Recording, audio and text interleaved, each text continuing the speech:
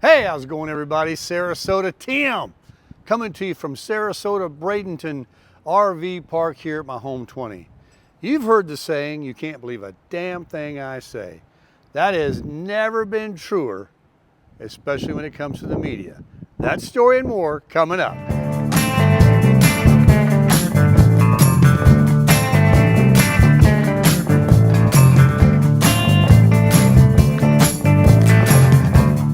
Hey, welcome back, everybody. You know, it's never been truer in 2025.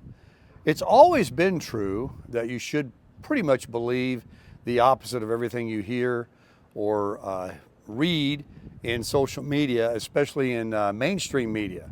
But that's never been truer than it is today.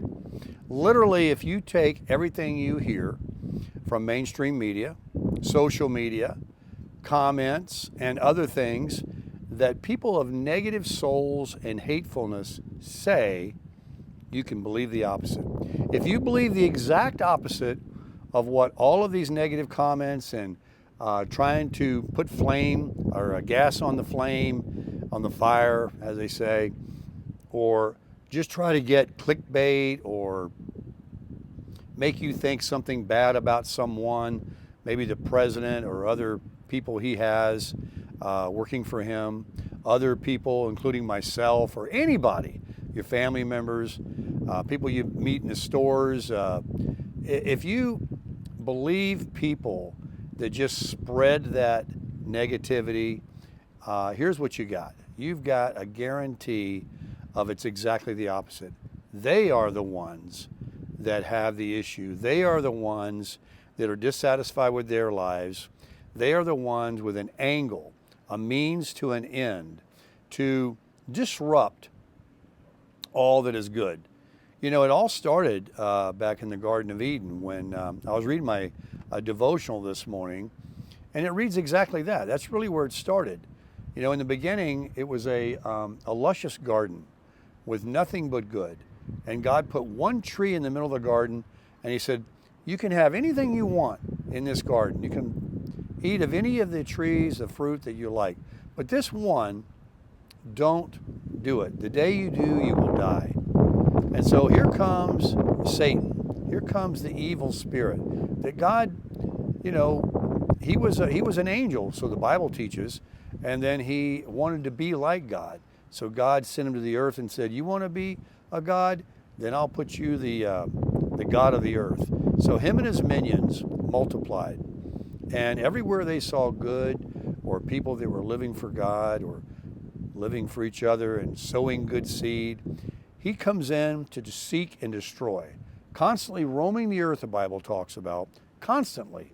Him and his minions looking for easy souls to devour, to make them sad, to make them unhappy, to make them not believe.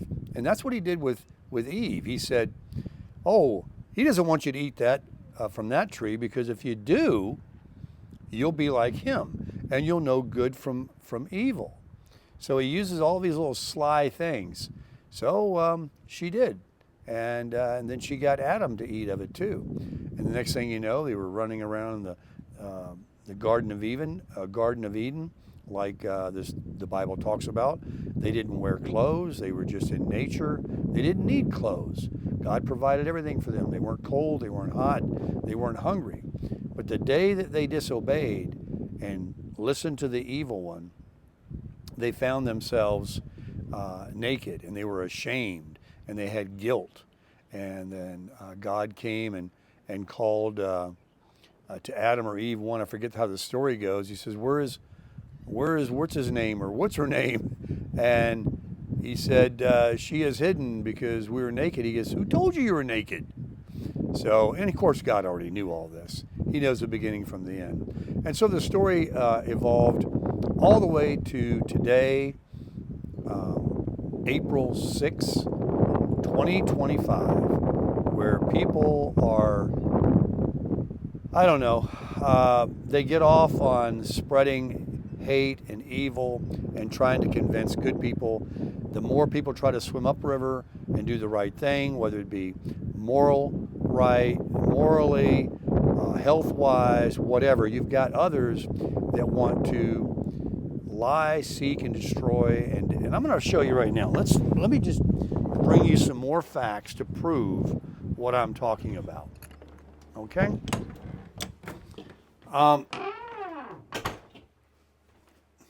Nice you're in here anyway. It's hot out there. I'm going to read you a little something here that makes sense. And it's from a devotional book. And it's just something that's fact. You can't deny it. Bring me the sacrifice of thanksgiving. Take nothing for granted, not even the rising of the sun. And people do. They just take it for granted that the sun is going to set and rise tomorrow, and they got their plans, and they don't even think for a second that they could get hit by a bus today, or something could come on them, and their very soul could be taken. Before Satan tempted Eve in the Garden of Eden, thankfulness was as natural as breathing. Satan's temptation involved pointing Eve to the one thing that was forbidden her.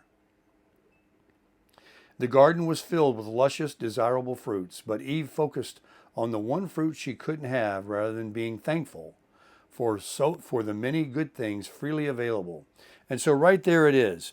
So many people want to focus on the one thing that they shouldn't do, have, the way they should think, and instead of being freely grateful for your health, your wealth, your children, where you got to live in, what you're driving, just being thankful. People they don't want to. They want to follow evil desires and what other people try to influence them to do. It says right here, rather than being thankful for many good things that are freely available. This negative focus darkened her mind, and she succumbed to temptation.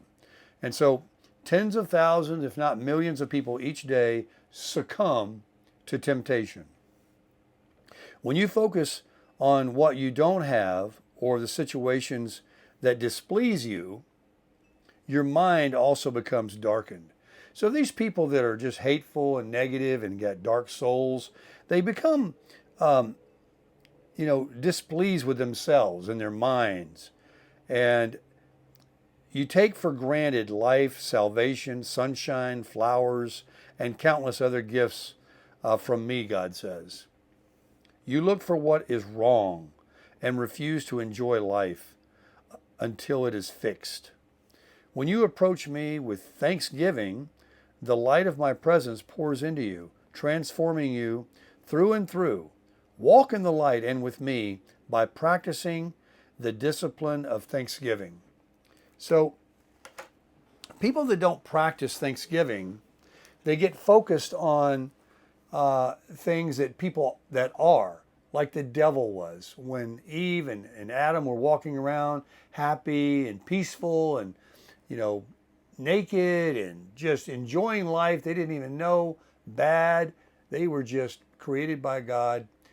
He created Adam first, and he saw it wasn't good to be alone. So he put him to sleep, and he took a rib of Adam. I can barely talk this morning. And he made Eve. And that's how they become up with womb man, from his womb. And so then it was good to be together and to procreate and to live life and be happy. And then, of course, sin was developed in the world, then pestilences, then diseases, and people were no longer living to be hundreds of years old because of sin and being unfaithful and appreciative and grateful. Life was shortened by hundreds of years. And so now that's what it is. And when people stress or they sow bad seed and they bring bad to the earth and to the world that God created, they get their judgment. They live their lives along with everybody because God said in another parable in the Bible, he said, Master, the great flowers and farm and the food you planted, whatever it was, flowers, let's say, they were beautiful, but someone in the middle of the night has come and sowed weeds. Do you want us to go out and pull those weeds out and throw them into the fire and burn them? And God said, no, no, no. Let them grow together. Because while you might pull some of the weeds out when you're doing that, you may uproot some of the flowers. So let them grow together, and then when they die, there will be judgment. And so that's how it works. So in another part of the Bible, God says he puts the rain on the bad and the good, the evil and the good. So while we coexist together, good and evil, and we see all these things that they love to talk about on the news and showing people picketing and doing violent things and stuff like that. And it's just getting more and more prevalent because they like to use these platforms, YouTube, media, TikTok, Facebook, all these different forms of promoting their negativity. And then what do? Their minions, because of people not being grateful for what they have, the good people, they succumb to believing what people say. It's easier, it's way easier to hate, to be negative, to agree with what seems like the masses, but it's not. The masses in this world are good, God-fearing, moral, upstanding people, good citizens. That's why our country hasn't failed yet. But it keeps trying. And the more technology we develop and the more sneaky ways, like with the devil in the beginning days saying, oh no, it's not bad, that tree of life, the one that God said don't eat from. Only thing that is, he just don't want you to be like him. He doesn't want you to know good from bad, truth from false. But this will set you free. Eat it. And so people use these things on the media to tell you things about President Trump and Elon Musk and Sarasota Tim and thousands of other YouTubers and people in school, children that are on Facebook being bullied and things like that. They love to do it because it's just easy and they love it. But the thing is, you got to be appreciative. You got to block that out because it takes work. It takes a lot of work. It's not easy. People say, well, you say pray. You say don't think on something when it happens. When you get anxious or worry about something, don't worry about it. Well, you've heard the saying, right? Easier said than done. That's true. It's not easy. It's not easy at all. But when you hit the floor, you get on your knees, and you don't even have to knee, and you get silent somewhere, just you and God, and you put your troubles, your thoughts, your evil thoughts, your things that you're succumbing to, and you confess the things that you did succumb to already that day, moments ago, last month, in your whole life, and you ask for forgiveness and you repent of that, and you ask Jesus to come in and wash your heart clean and start you over. Guess what? He does. And you are refreshed. And then guess what? The next moment, the next day, things come at you again. The more you try, absolutely, just like look at Trump. The better he's doing, the more he's exposing him and Elon Musk, the more the administration is trying to save this country, the harder they push back. So what does that tell you? It's not exposing them for anything other than what's good. The stock market, this adjustment, this correction, it's far from being where it needs to be, down. It needs to be 40% more down so that your children and your grandchildren and yourself, in a very short time, once this correction's made, will have years of productivity, of growth, of wealth that can be made to start over. Just like every year when the flowers fall and the leaves fall off the trees, there's room now for the new leaves that are in those trees to come out and to grow and show their beauty and to have their time. And so don't be fooled by what the media is telling you, that the stock market's crashing and the sky is falling and that these tariffs are a bad thing. We, for the first time in our lives, saw many things in the last 5 years. One was a great reset from the devil, a thing called a pandemic. Then we saw this exponential growth of negativity and hatefulness. Going to the streets and doing all these different things that we're seeing today. Things they want to keep pounding. They want to keep beating the dead horse. They got gasoline back there. They just want to get the flames higher and higher. They think they can win, but they will never win. They can convince some, and some will succumb. And that's the sad part. But if you're one that has any kind of a conscience that you're succumbing to believing false information and just listening to that lying noise, nothing but pure evil, and you ask for forgiveness, you will be cleaned and washed. A squeegee right across your glass. You don't think you get fingerprints on your windows and on your car that need to be cleaned, your infotainment center in your car? You don't think there's germs that you need to wipe off? Every day. Think of it that way. Your mind is not a garbage can. And the more you sit and you think, oh, that makes sense. Oh, I can't resist it. I got to listen to this drama, this garbage. Well, they might be right. This guy could have been the Antichrist. This guy, look at the stock market. Yeah, everything he said is going to hell in a handbasket. You forget to look at what happened for the last 5 years and how this country almost went straight to hell. And they're trying everything they can to do that. There are so many evil things in this world, not just in this country, that are trying to work against a Christian nation. Look at Israel, how they are despised by so many others and always have been since the Bible days. But yet they have not succumbed. They have not been taken down. And neither will the United States of America. And neither will you if you put on the breastplate of righteousness and you walk around with your shield of God and you have Jesus in your heart. And every time you see a negative thing or hear it on TV, in comments, you're a YouTuber, you know what I do? I just laugh. I just block and delete. I don't want to sit there and have a tit for tat or a pissing contest with somebody. What is that going to do? Do you think? This is what I said something yesterday to somebody. This is truth. Remember this one. If you don't remember anything, remember this one. These people that are out protesting at these Tesla dealerships, what good does it do? What change are they going to make? People don't remember wars yesterday. You think they're going to remember them standing on a sidewalk? What good is it doing? What change are you going to make? Especially when you have no real power, especially when you're doing things out of pure evil and the wrong motive.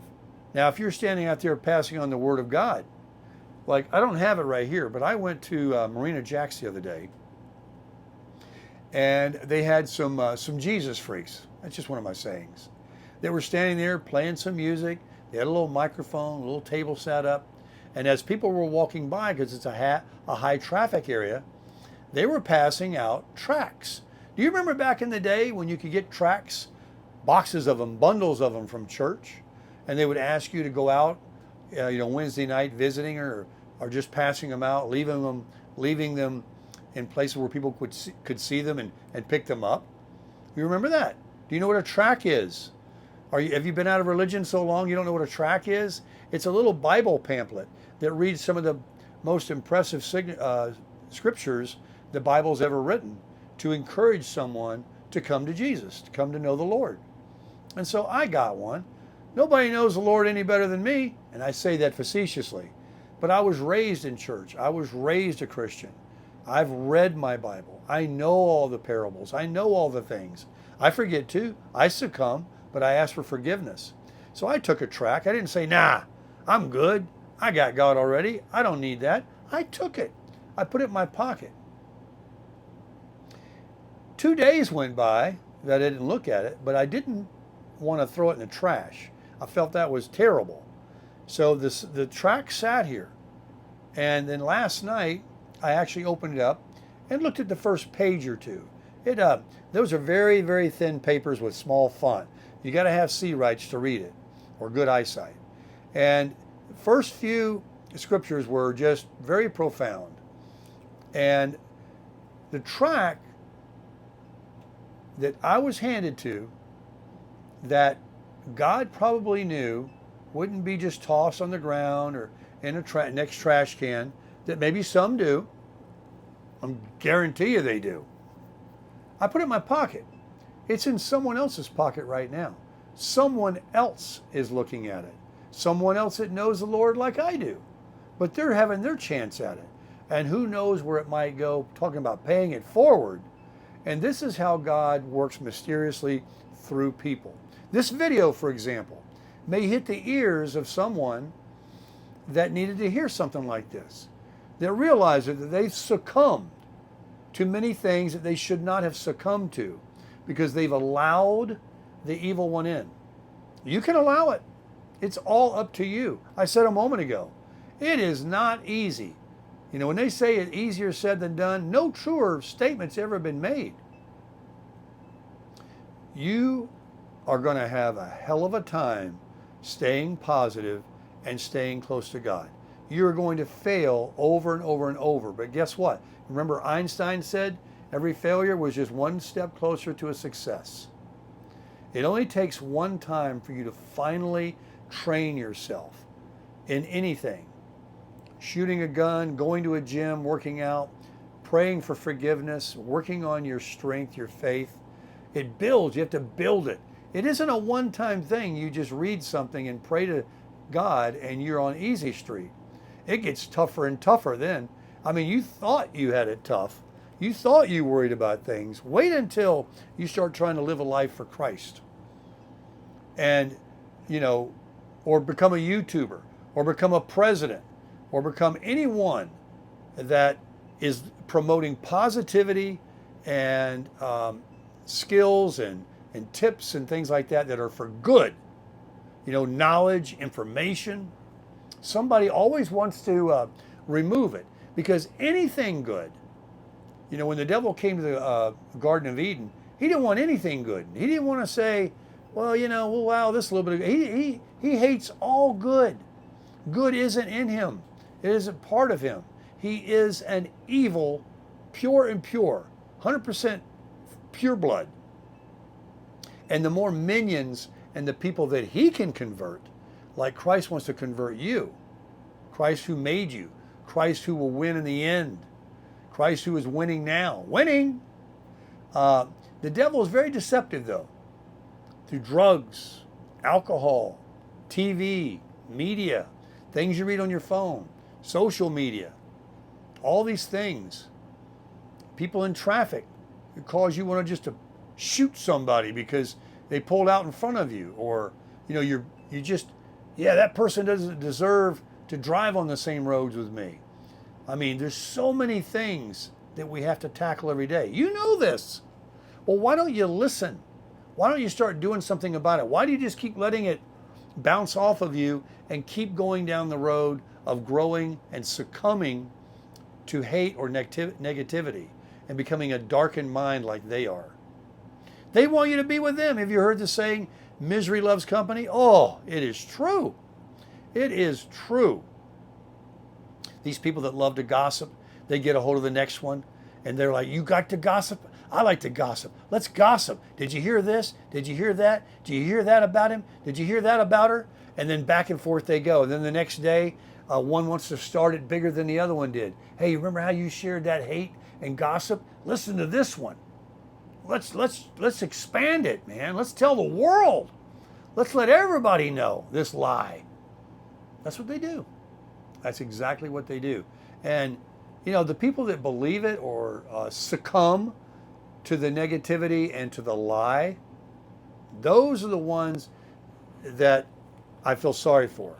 The ones that have given their entire life, their entire being. They want nothing to do with forgiveness or God. They don't even believe in it. They say they don't, till the bullets start flying over their head. There's no atheists in foxholes. Let that start happening, and you'll see a change. And guess what? God will probably help them and save them, because isn't that wonderful about him? There's nothing you can do, the Bible teaches, that can separate you from his love. Nothing. Hating on the president, hating on me, hating on your friends, your neighbors, the guy out there you're driving next to, hating on whatever. You still can be forgiven. But there will be different rewards for people in heaven, the Bible teaches. So even if you are forgiven, it's not going to be forgotten. And so start now stowing up treasures in heaven for yourself. Start now with catching yourself when you succumb. Stop succumbing. Succumb to Christ. Come to Christ. Come to winning. Come to crushing it.